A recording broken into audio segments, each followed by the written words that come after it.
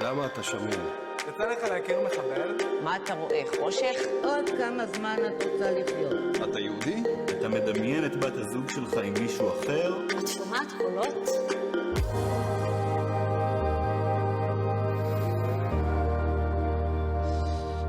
זה לא, כן.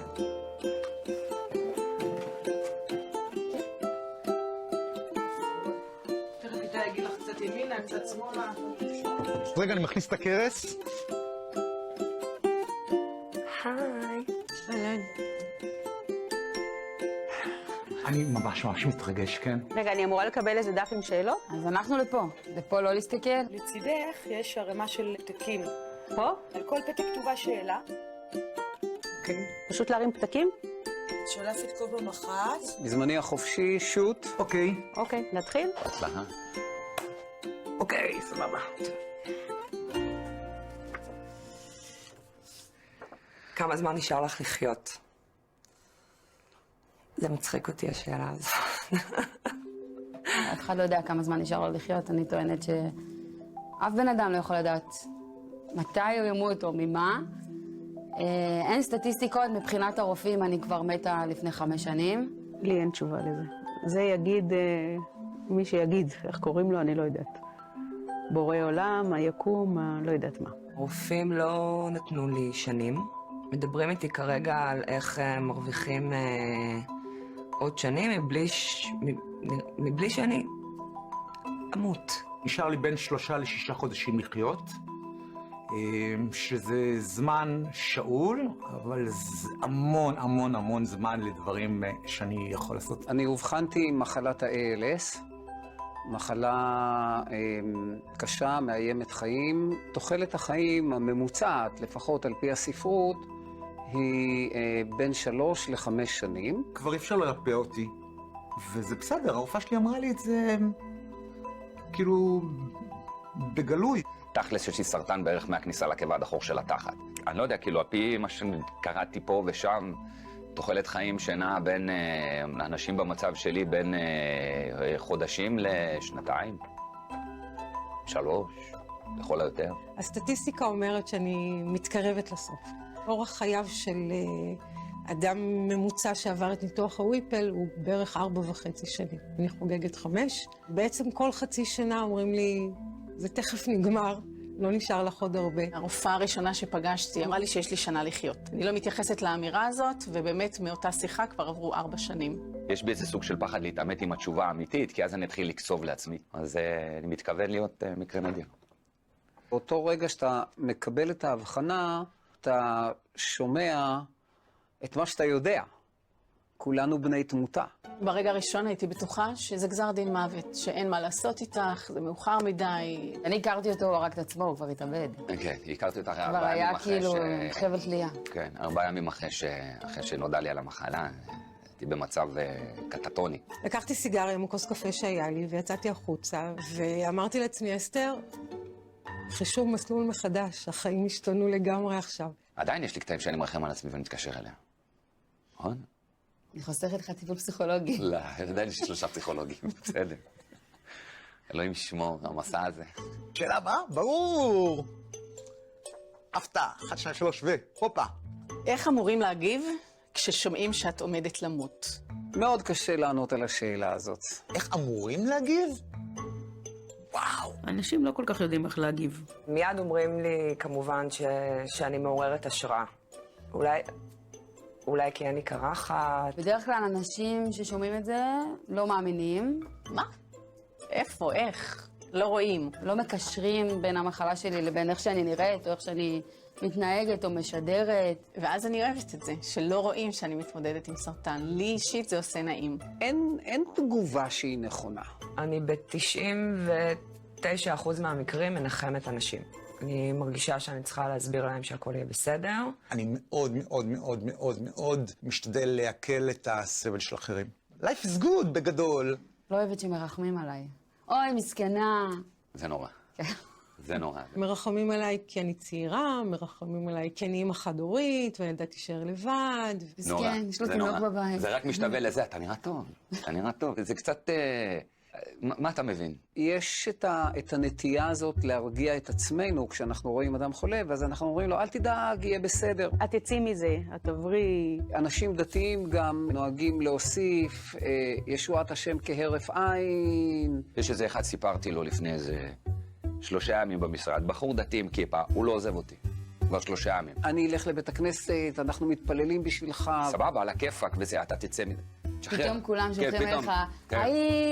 ההוא נרפא, תתקשר אליו. חברה של אמא שלי שכל פעם מביאה לי איזה קופסה, והיא אומרת לאמא שלי, שתיקח את זה, אני עשיתי בזה ברכה. רעל צפרדעים, צמח מאוד מאוד ידוע באפריקה, שרק יודעי דבר יכולים להביא לך אותו לארץ. אנחנו שמענו על איזה הודי אחד שעבר להונג קונג, ועכשיו הוא נמצא בסרי לנקה. מיץ לימון, שמעתי שמרפא סרטן. קורקום זה וואו. אם אני אשתה כל בוקר חצי מיץ לימון סחוט, זה יחלים אותי. חברים, כל המשפטים האלה לא מרגיעים ולא עושים טוב, אלא בדיוק פועלים את ההפך. אני מחפשת בדיוק את ההפך, אני מחפשת את אלה שימשכו אותי לחיים. איך הייתי רוצה שיגיבו? אני רוצה שאנשים יאכלו לי להמשיך לחיות חיים טובים, מהנים ומשמחים. בלי רחמים, וואלה אחי, באסה. סבבה. אני מעדיף שאם אני חלש, אז תהיה חלש איתי. תנו לי חיבוק, תנו לי נשיקה, חשוב נורא להגיד שאני לא מדבק, ואני עדיין מחייך. וזה יקרה עד היום האחרון שלי. קדימה. שאלה הבאה?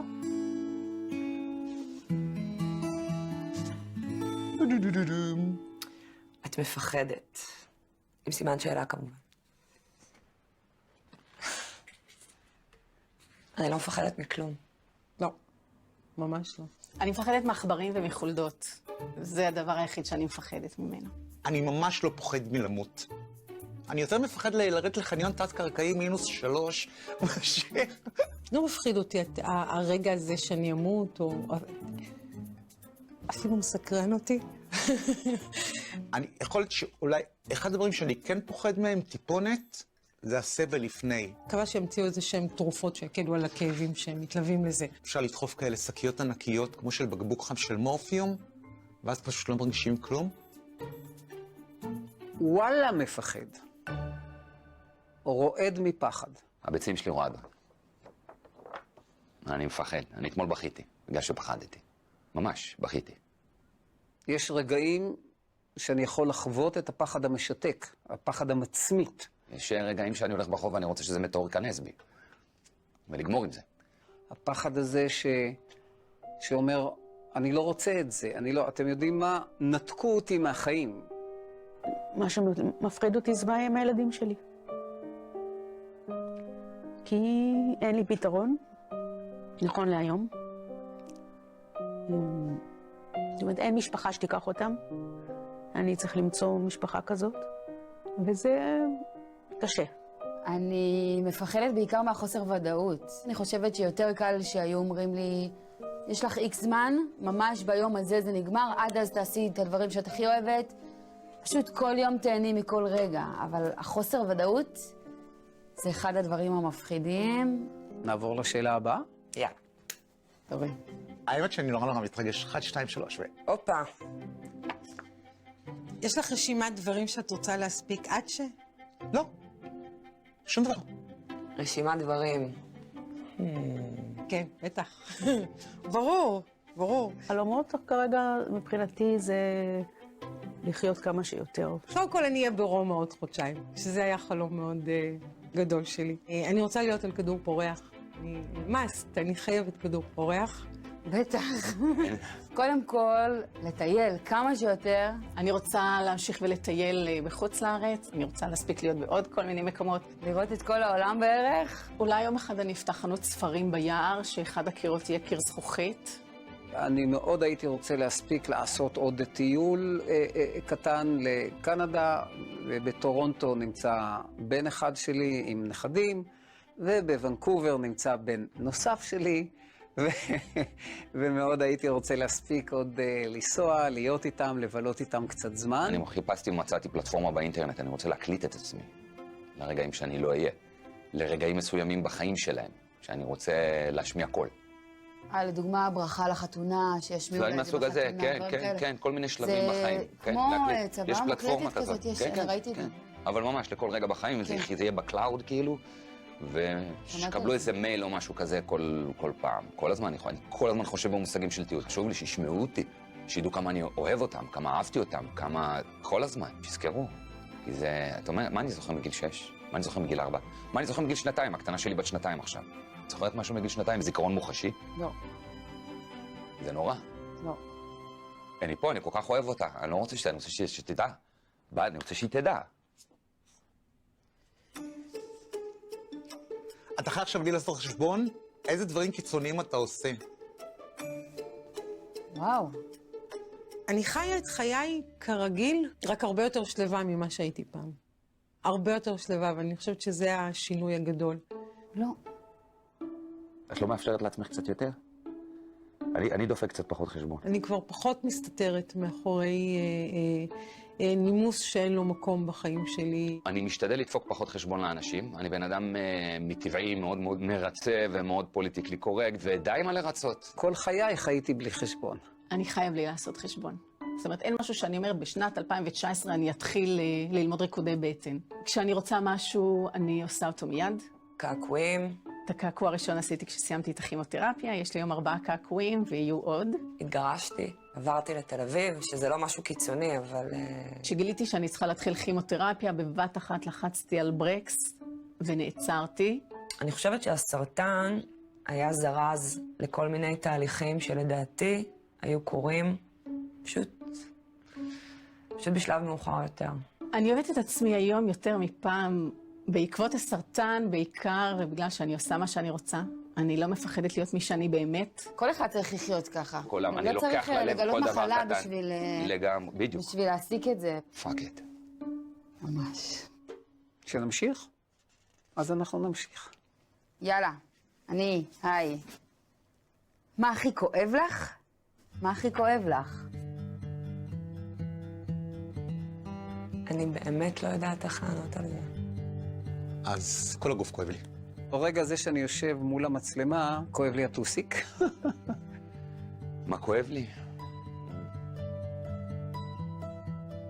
כואב לי שאני כבר לא יכול לחלום. אין לי חלומות. לא בלילה. אין לי חלומות גדולים. אני אגיד לך את האמת, הכי כואב לו בגוף, זה השינוי החיצוני. אני אומר, וואי, הייתי כזה חתיך. ואיפה זה נעלם עכשיו? ואף אחד שלא יגיד לי שזה יופי אחר, כי זה שקר וכזב. הכי כואב לי לדעת שחיים פעם אחת, ואני תקועה עם זה. אין עוד הזדמנות, כאילו... זה החיים שלי וזה מה שיש לי. ככה אני חיה. מיקה. מיקה. זה הדבר היחידי. היא תישאר לבד. תישאר לבד. יש לי משפחה, ויש לי חברות, ויש, ויש, ויש. אבל אני אמא שלה. ורק אני אמא שלה, ואף אחד לא יכול למלא את החלל הזה. המחשבה שאני אולי לא אזכה להיות סבתא, ואולי אני לא אהיה בבת מצווה של הבת שלי, זה הכי כואב לי. אני ככה מנהלת דין ודברים עם ההוא מלמעלה, ואני אומרת לו, אוקיי, רק תגמור את התיכון, בסדר? אחר כך אני...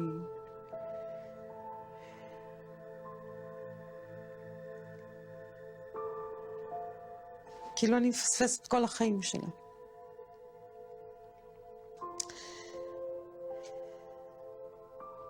והיא תצטרך להתמודד עם דברים לבד.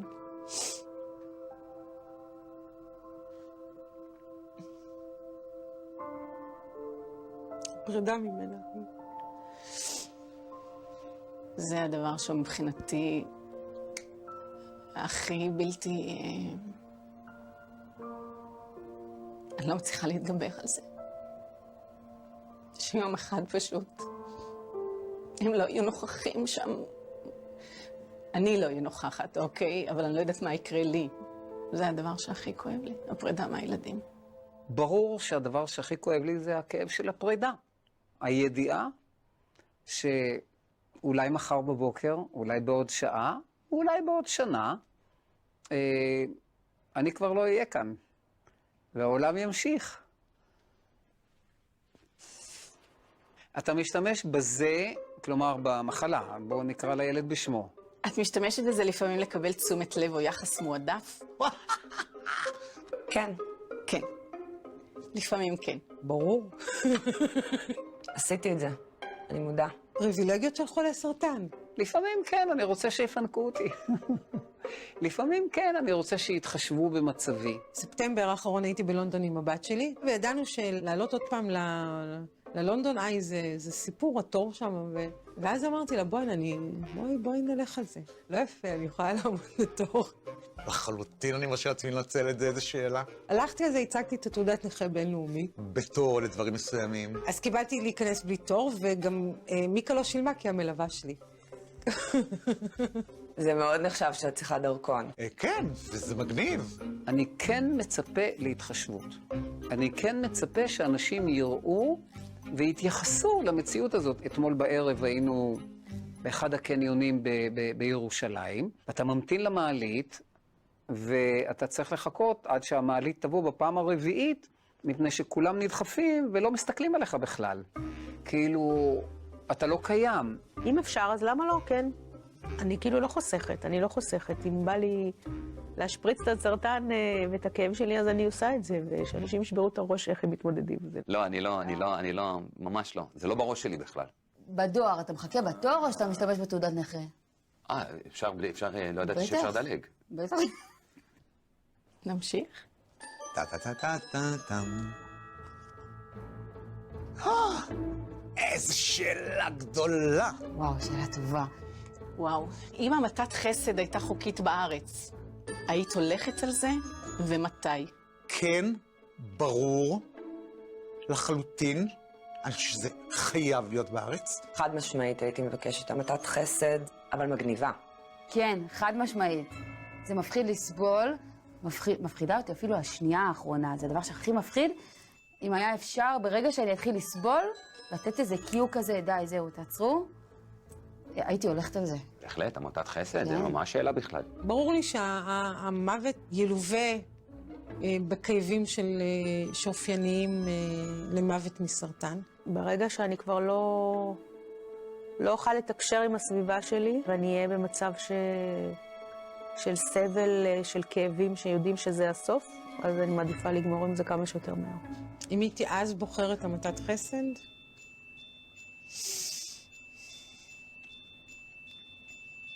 לא, אני רוצה לצאת מהעולם כשזה יהיה הרגע שלי ולא להביא אותו על עצמי. וזה הצד הרוחני שבי, שאומר שנולדתי ברגע מסוים ואני צריכה לצאת ברגע מסוים, ולא אני זו שאחליט מתי זה יהיה. אין דבר כזה שנקרא המתת חסד. יש המתה. בואו נעצור במילה הראשונה. והמתה היא לא מוסרית בעליל, under any circumstances, בשום מצב. אני כן מדבר על זה, אל תאריכו את חיי באופן מלאכותי. בעיקרון אני מוכן לזה נפשית ופיזית והכל, אבל יש לי כמה דברים שאני צריך לבצע. אני הבטחתי לבת של אחותי, לא ראיתי אותה כבר איזה 3 שנים, שאני מחכה להם עד פסח הקרוב. והבטחתי שאני רואה אותה ושני הילדים שלה. אז אמרתי, זו הבטחה שלי, ואני אקיים אותה. נקסט. אוקיי, נקסט טוקי. מה הדבר האחרון שאתה רוצה לעשות? הדבר האחרון שאני רוצה לעשות... מה, רגע לפני המוות? איך אני רוצה להיפרד? כרגע אין שום דבר שעולה לי, שהייתי רוצה שזאת תהיה הפעולה האחרונה של חיי. לא רוצה להיפרד. יש תמונה ברורה. אני רוצה קפה הפוך טוב. רק אני עם עצמי, שמש, קפה וסיגר. זהו. אני לא רוצה להיות בוטה מדי בטלוויזיה, אבל אם כן היה לי את האופציה, אז הייתי נורא רוצה לעשות סקס טוב ולמות כאילו, זה הדבר שהכי, הכי, הכי הייתי רוצה לעשות. יכול להיות שאין לי דבר כזה בכלל? לא חשבתי על זה. באמת שלא חשבתי על זה. אולי כי אני לא מאמינה שנייה לפני שאתה יוצא מעיניים, מה אתה רוצה לעשות? שנייה לפני שאני יוצא מעיניים, מה אני רוצה לעשות? כן.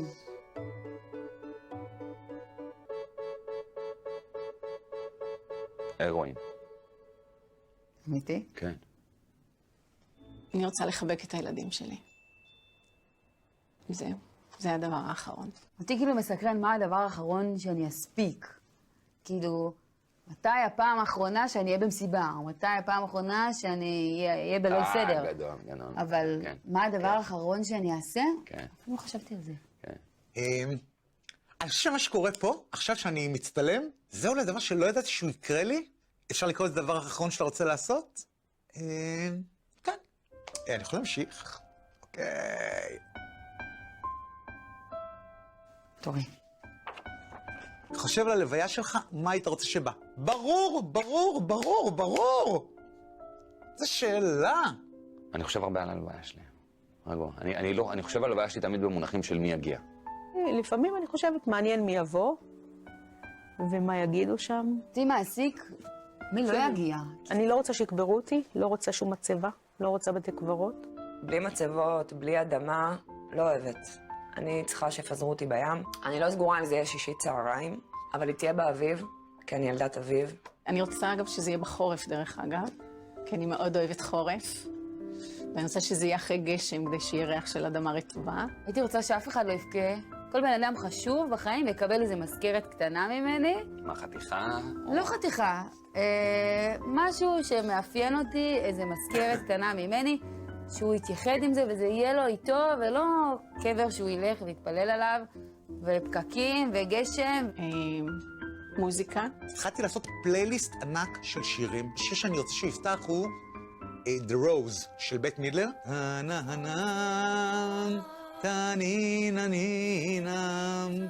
חלום שלי שפורטי סחרוב ישירו את אין קץ לילדות, כי אתם יודעים, זה מתאים. זה שיהיה בה, אוכל משובח. פינגר פודס כזה, שיהיה סבבה. אלכוהול. בלאדי מרי, מי שרוצה. עם סלרי, אבל טעים, כאילו, טרי, שעושה כזה.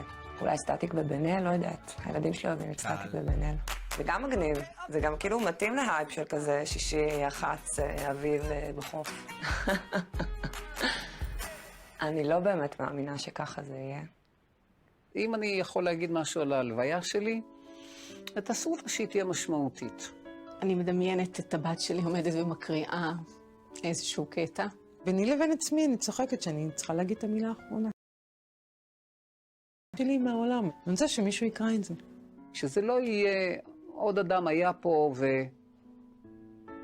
וזה בכלל לא משנה אם הוא נמצא או לא. ממשיך? אוי, זה האחרון. שאלה אחרונה. השאלה האחרונה לענייננו היום. די! לא! אני לא יכול. מה הדבר הכי יקר שיש לך ולמי תשאיר אותו? יואו, איזו שאלה. שאלה מאוד, מאוד אינטימית. מה הדבר הכי יקר שיש לי? יש לי חתולה שקוראים לה מוניקה.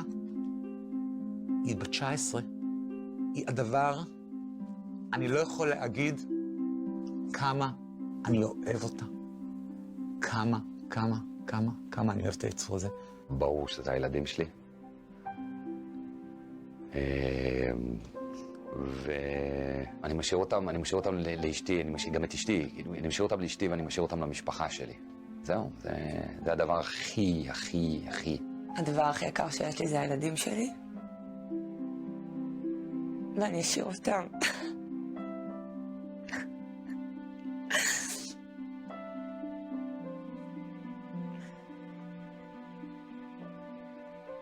אני משאירה אותם לעולם הזה. הדבר הכי יקר שיש לי זה הילדים שלי, ואני משאירה אותם לעצמם. אני משאירה אותם לחיות את החיים שלהם. שהם יגדלו להיות אנשים עם ביטחון עצמי, להגיד מה שהם חושבים ואיך שהם חושבים, להיות מי שהם. אני מקווה שאני משאירה אותם עם חיוך. הדבר הכי יקר שיש לי זה ההוויה שלי, האישיות שלי. אני מבינה שהדבר הכי יקר שיש לי זה האישיות שלי, ואותה אני מורישה לכל דכפין. אין לי אשליות. אני יודע שלא מעבירים את זה לאף אחד כמו שזה. זהו. יש לי את החוויות שלכם, שהיו לכם איתי, זה מה שישאר ממני. אני מקווה שזה מספיק. נגמר? פוליצר? לפחות. The end. יאללה, תודה רבה על הכל.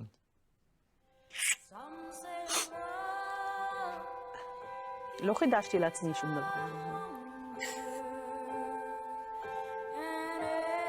טוב, יאללה.